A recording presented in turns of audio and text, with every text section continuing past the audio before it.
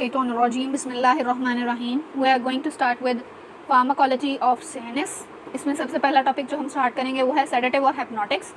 Sedatives क्या हैं और हिप्नोटिक्स क्या हैं? ये दो चीज़ें हैं।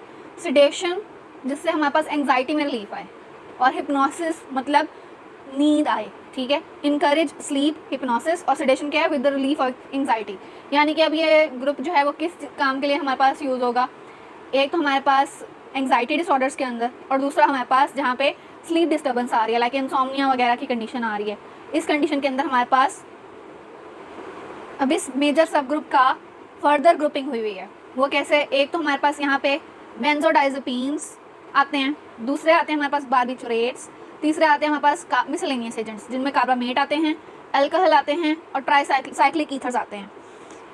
ये चीज़ें जो हैं ये हमारे पास एंग्जाइटी और हिप्नोसिस इन दो चीज़ों को कंट्रोल करने के लिए यूटिलाइज होंगी।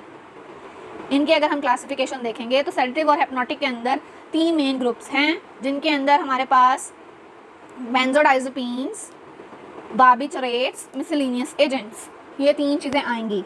अब बेंजोडाइज़ेपिन्स जो हैं वो हमारे पास तीन तरह से एक्शन हैं। एक short action, intermediate action, long action.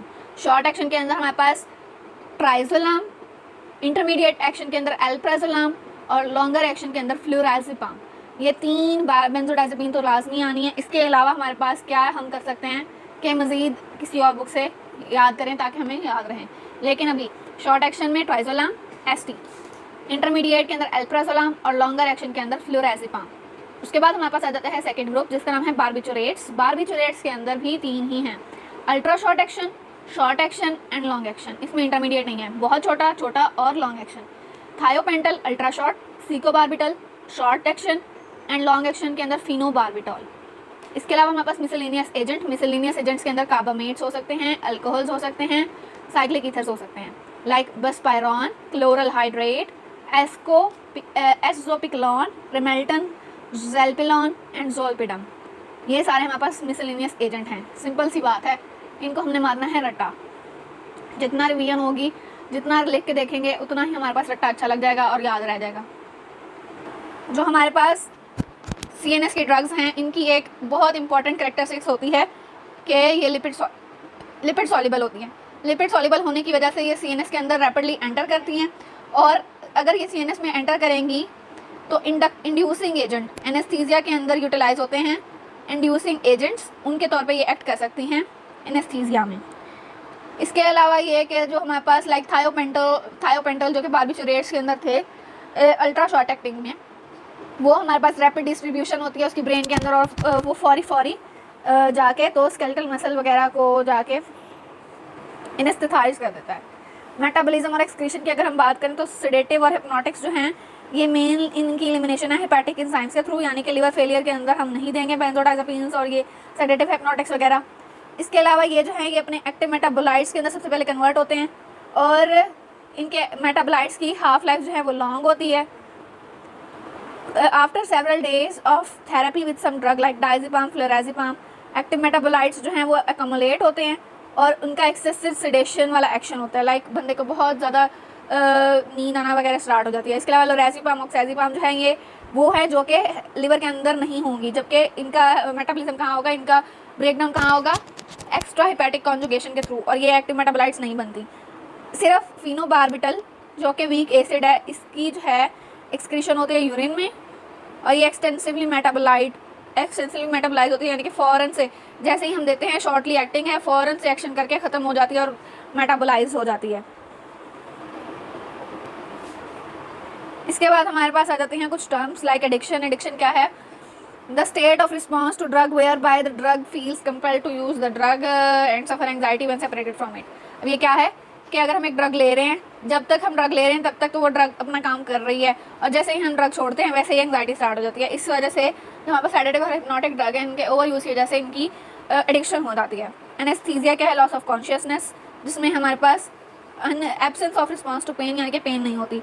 एंग्जियोलिटिक क्या है? वो ड्रग जो रिड्यूस करते हैं एंग्जाइटी को, यानी कि सेडेटिव्स को कहते हैं।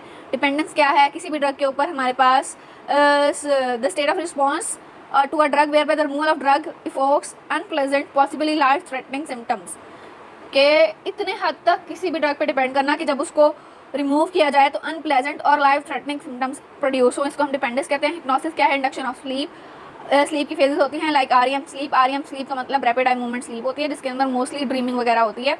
सेडेशन क्या होता है? Reduction of anxiety. इंटॉलरेंस क्या होता है हमारे पास कि कोई भी ड्रग अपना इफेक्ट स्पेसिफिक डोज पे मेंट ना दे और उसकी डोज को हमें बढ़ाना पड़े ताकि सेम रिस्पॉन्स आ सके, इसको हम कहते हैं टॉलरेंस। मैकेनिज्म ऑफ एक्शन की अगर हम बात करें तो बेंजोडाइजापीन्स और बार्बिचुरेट्स ये दोनों GABA A रिसेप्टर्स के ऊपर एक्ट करते हैं और ये क्या करते हैं? क्लोरीन की एंट्री को बढ़ाते हैं।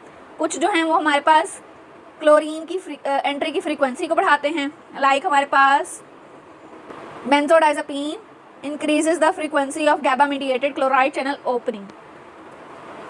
जबकि हमारे पास बार्बिचुरेट्स क्या करते हैं कि वो हमारे पास ये जो चैनल है इसको ज़्यादा देर के लिए ओपन करते हैं, यानी कि फ्रीक्वेंसी बढ़ाता कौन है? बेंजोडाइजापीन। और बार्बिचुरेट्स क्या करते हैं कि GABA A के चैनल को ज़्यादा देर तक ओपन रखेंगे। ज़्यादा देर तक ओपन रखेंगे तो ज़्यादा देर तक क्लोराइड एंटर होता रहेगा और डीपोलराइजेशन रहेगी।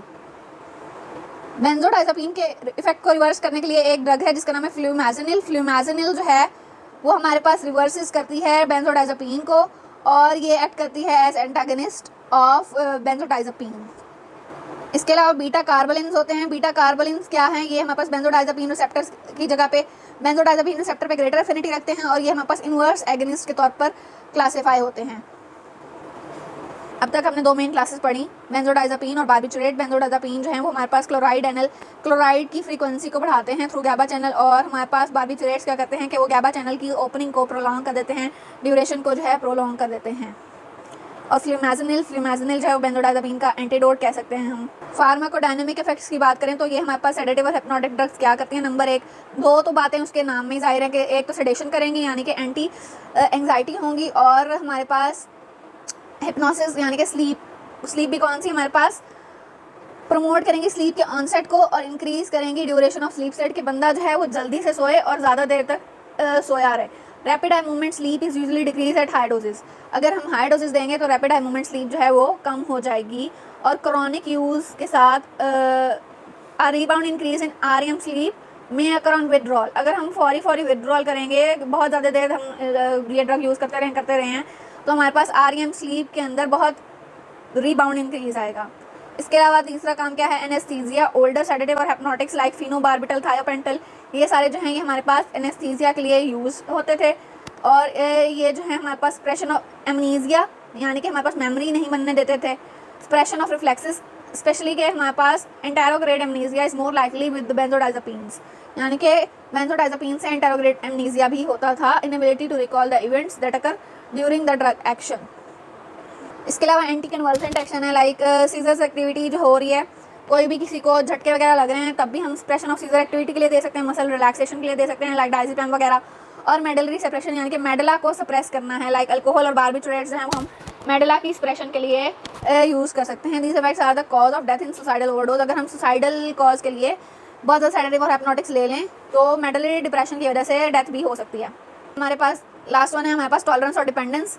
सेडेटिव और हिप्नोटिक्स का अगर हम हाई डोज क्रॉनिकली यूज़ करें तो हम एक तो टॉलरेंस डेवलप हो जाती है। टॉलरेंस का मैंने जैसे कि पहले बताया कि सेम इफेक्ट प्रोड्यूस करने के लिए हमें डोज इंक्रीज करनी पड़ती है। और डिपेंडेंस कि हम उस ड्रग के ऊपर डिपेंडेंट हो जाते हैं, अगर हम उस ड्रग को विदड्रॉ करेंगे तो बहुत ही ख़राब सिम्टम्स आएंगे। अब ये जो रिलेशनशिप है कि ये ग्राफ बेंजोडाइजापीन और बार्बिचुरेट्स और उनके CNS इफेक्ट्स, ब्लू लाइन जो है वो बेंजोडाइजापीन की है और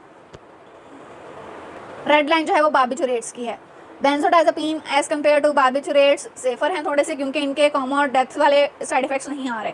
लो डोज के ऊपर ये सेडेशन करते हैं। ये दोनों जो ग्रुप हैं सेडेटिव और हिप्नोसिस के लिए जो दोनों ग्रुप यूज़ हो रहे हैं बेंजोडाइजापीन और बार्बिचुरेट, पहले सेडेशन यानी कि एंग्जियोलिसिस एंग्जाइटी मसल रिलैक्सेशन के लिए यूज़ हुई, फिर थोड़ी सी डोज पढ़ाई तो हिप्नोसिस यानी कि स्लीप इंडक्शन हुई, फिर थोड़ी सी डोज इंक्रीज़ की तो एनेस्थीसिया आ गया यानी कि बेहोशी वाली कैफियत आ गई, फिर थोड़ी सी डोज इंक्रीज़ की तो मेडलरी डिप्रेशन, और अगर डोज इतनी इंक्रीज़ कर दी कि कॉमा हो गया और कॉमा के बाद डेथ।